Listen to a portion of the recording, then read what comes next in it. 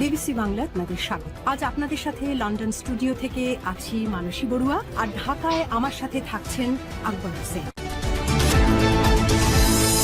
বাংলাদেশের সর্বশেষ গুরুত্বপূর্ণ আপডেট সংবাদে আপনাকে স্বাগত। শুরুতেই সংবাদ শিরোনাম, পরে বিস্তারিত। প্রথমেই জানাবো, রায়গঞ্জে এমপির গাড়ি ভরে হামলার অভিযোগ, প্রতিবাদে বিক্ষোভ মিছিল।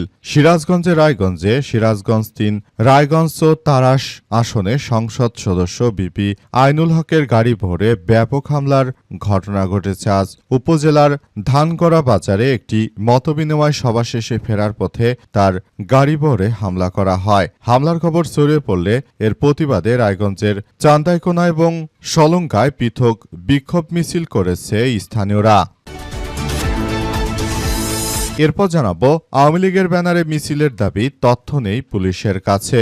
ঢাকার ধামরায় উপজেলা সাবেক মহিলা ভাইস চেয়ারম্যান আফরোজা আখির নেতৃত্বে কার্যক্রম নিষিদ্ধ আওয়ামী লীগের ব্যানারে মিছিল করা হয়েছে বলে দাবি করা হয়েছে। সময় অন্তত 2 দফায় পুলিশের সঙ্গে তাদের ধাপাল্টা ধার ঘটনা ঘটে বলেও দাবি আওয়ামী লীগ নেতাকর্মী। তবে পুলিশ বলছে তাদের কাছে কোনো তথ্য নেই। এদিকে নওগাঁয় সড়ক প্রশস্তকরণের দাবিতে অবরোধ। নওগাঁর বদলগাছিতে সড়ক প্রশস্তকরণ ও গোলচত্বর নির্মাণের দাবিতে বিক্ষোভ সমাবেশ ও সড়ক অবরোধ করেছে স্থানীয়রা। আজ বেলা 11টা থেকে উপজেলার চারমাথা মোড়ে কর্মসূচি শুরু হয়। এতে বিভিন্ন শ্রেণী পেশার মানুষেরা স্বতঃস্ফূর্তভাবে অংশগ্রহণ করেছে। এবারে জানাবো, রাঙামাটিতে পিকআপ উল্টে চালকসহ 3 জনের মৃত্যু, আহত 3।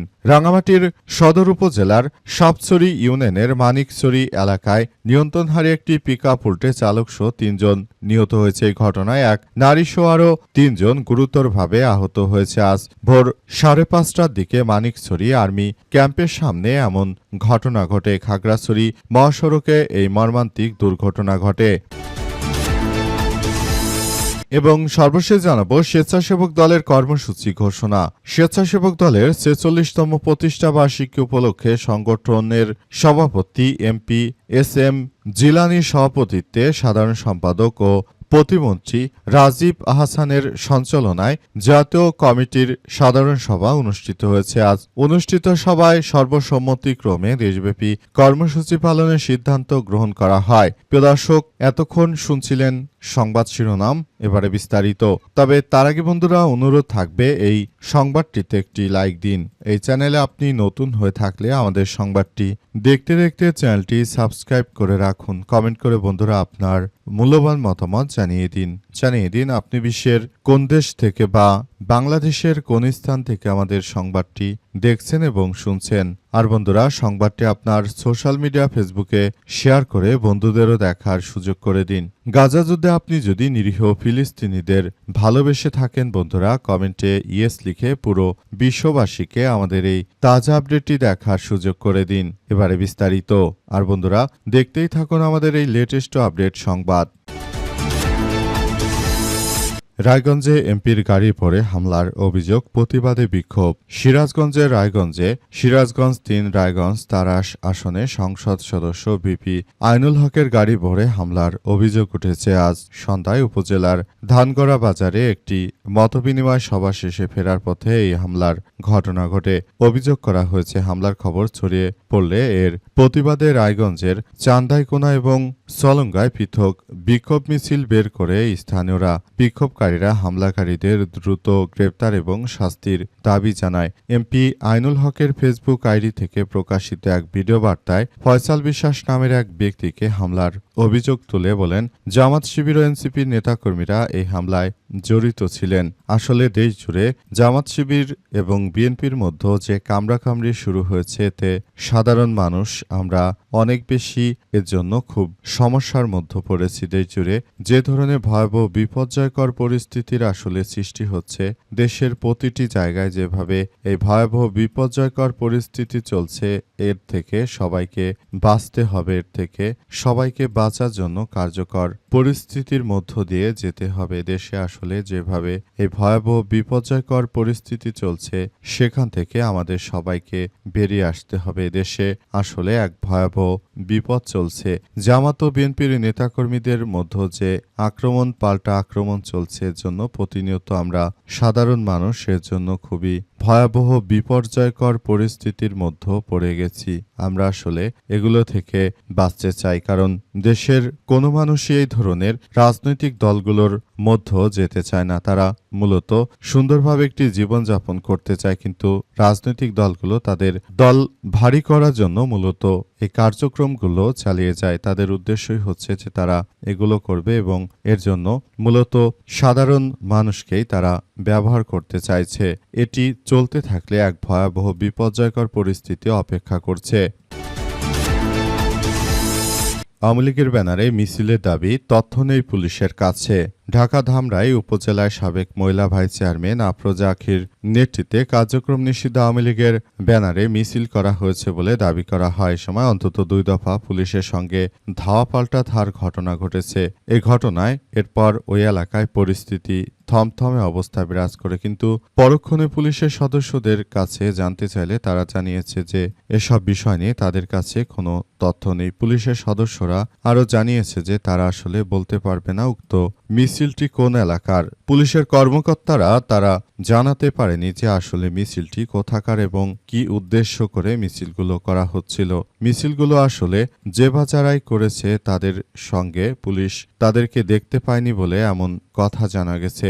তবে এই ঘটনার পরই অনেকে অভিযোগ করেছে, বিশেষ করে বিএনপি ও জাতীয় নাগরিক পার্টি এনসিপি নেতৃত্ববৃন্দরা। তারা বলছে যে দেশের বিভিন্ন জায়গায় সক্রিয়ভাবে আওয়ামী দুর্বৃত্তরা কার্যক্রম চালালেও আসলে পুলিশের সদস্যরা এটা নিয়ে মুখে কুলুপ এঁটেছে। তারা এই মুহূর্তে সব বিষয় নিয়ে তারা কিছুই বলতে চাচ্ছে না। কিন্তু আমরা বলতে চাই, এই ধরনের ঘটনাগুলো আমাদের জন্য খুবই এক ভয়াবহ বিপর্যয়কর পরিস্থিতির সৃষ্টি করতে পারে। সবাইকে এই সব বিষয়গুলো নিয়ে খুবই গুরুত্ব সহকারে সবকিছু কার্যক্রম চালিয়ে যেতে হবে। যদি দেশে আসলে এই ধরনের ঘটনাগুলো ঘটতে থাকে তাহলে ভবিষ্যতে আমাদের সবার জন্য আরো ভয়াবহ বিপর্যয়কর পরিস্থিতির সৃষ্টি হতে পারে। সেখান থেকে আসলে আমাদের বেরিয়ে আসা কোনোভাবেই সম্ভব হবে না। নওগাঁয় সড়ক প্রশস্তকরণের দাবিতে অবরোধ। নওগাঁর বদলগাছীতে সড়ক প্রশস্তকরণ ও গোলচত্বর নির্মাণের দাবিতে বিক্ষোভ সমাবেশ ও সড়ক অবরোধ করেছে স্থানীয়রা। আজ বেলা 11টা থেকে উপজেলার চারমাথা মোড়ে এই কর্মসূচি পালিত হতে বিভিন্ন শ্রেণী পেশার মানুষ অংশগ্রহণ করে। আন্দোলনকারীরা বলেন যে বদলগাছী চারমাথা মোড়ের সড়কটি অপ্রশস্ত হয়, প্রায় যানজট দেখা দেয়, দুর্ঘটনা ঘটে, এতে হতাহতের ঘটনা ঘটে। দীর্ঘদিন ধরে সড়কটি প্রশস্ত করার দাবি জানিয়ে আসছে সংশ্লিষ্ট কর্তৃপক্ষ, কোনো উদ্যোগ নেয়নি। এই কারণে সচেতন এলাকাবাসীর ব্যানারে আন্দোলনে নামতে বাধ্য হয়েছে। কর্মসূচির সহ বিভিন্ন দাবি সংবলিত ব্যানার ও প্ল্যাকার্ড দেখা গেছে। সময় তারা সড়ক প্রশস্তকরণ, গোলচত্বর নির্মাণ সহ বিভিন্ন কার্যক্রম চালানোর জন্য সরকারের প্রতি উদাত্ত আহ্বান জানায়, যাতে করে বর্তমান সরকার সবকিছু করতে পারে। এজন্য তারা সেখানে যথাযথভাবে তাদের কার্যক্রমগুলো চালিয়েছে। অবস্থায় অনেকেই বলাবলি করছে যে যতই আন্দোলন করেন না কেন বর্তমান সময়ে এই মুহূর্তে আর রাস্তাঘাট করা সম্ভব হবে না, কারণ সরকার বিদ্যুৎই দিতে পারছে না। তাহলে কিভাবে রাস্তাঘাট সহ সবকিছু বিনির্মাণ করা হবে? এই বিষয়গুলো খুবই গুরুত্ব সহকারে দেখছে তারা মনে করে অবস্থা ঘটতে থাকলে তাহলে ভবিষ্যতে আরো এক ভয়াবহ বিপর্যয়কর পরিস্থিতির সৃষ্টি হতে পারে। তাই এখনই বিষয়গুলো নিয়ে সবাইকে খুব সচেতন অবস্থায় থাকতে হবে বলে উল্লেখ করা হয়েছে। রাঙামাটিতে পিকআপ উল্টে চালকসহ 3 জনের মৃত্যু, আহত 3।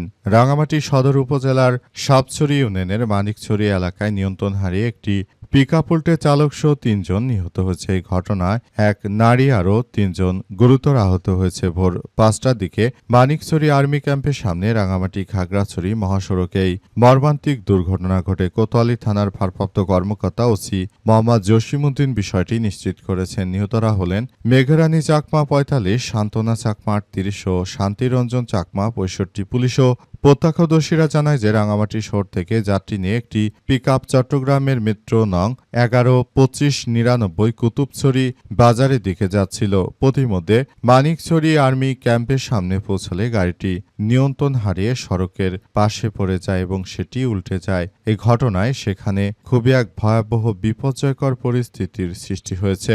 অবস্থা চলতে থাকলে সবাই আরও ভয়াবহ এক বিপর্যয়ের মধ্যে পড়ে যাবে। সেখানে থাকা সাধারণ লোকজনেরা তারা মূলত বিষয়গুলো নিয়ে খুবই গুরুত্ব দিচ্ছে এবং তারা এগুলো সমাধানের সর্বাত্মকভাবে প্রচেষ্টা চালিয়ে যাচ্ছে। অবস্থা চলতে থাকলে সবাই আরও বেশি ভয়াবহ এক বিপর্যয়কর পরিস্থিতির মধ্যে চলে যেতে পারে। তাই এখান থেকে বেরিয়ে আসা এই মুহূর্তে সবার জন্য খুবই এক গুরুত্বপূর্ণ অধ্যায় হিসেবে দাঁড়িয়েছে। এই মুহূর্তে সবাইকে আরও বেশি সজাগ দৃষ্টি রাখতে হবে যাতে করে এই ধরনের কোনো ঘটনা না ঘটে। সেই ব্যাপারগুলো নিয়ে সবার মধ্যে জনসচেতনতা বৃদ্ধি করার জন্য সেখানে ব্যাপক কার্যক্রম চালানো উচিত, কারণ পাহাড়ি অঞ্চলগুলো এমনিতেই গিরিখাতগুলো অনেক গভীর হয় এবং সেখানে পরে মানুষের মৃত্যু একদম নিশ্চিতই বলা যেতে পারে। সেখানে ছোট একটি দুর্ঘটনা বড় ধরনের একটি কান্নায় পরিণত করতে পারে। তাই ব্যাপারগুলো নিয়ে সবাইকে আরও বেশি সজাগ দৃষ্টি দেওয়ার জন্য প্রশাসনের পক্ষ থেকে বলা হয়েছে এবং যেসব পরিবারের সদস্যরা মারা গেছেন তাদের শোক সন্তপ্ত পরিবারের প্রতি উদাত্ত আহ্বান জানানো হয়েছে এবং তারা যেন যথাযথভাবে সবকিছু করতে পারে সেগুলো একসঙ্গে করার ব্যাপারগুলো সামনে নিয়ে আসা হয়েছে।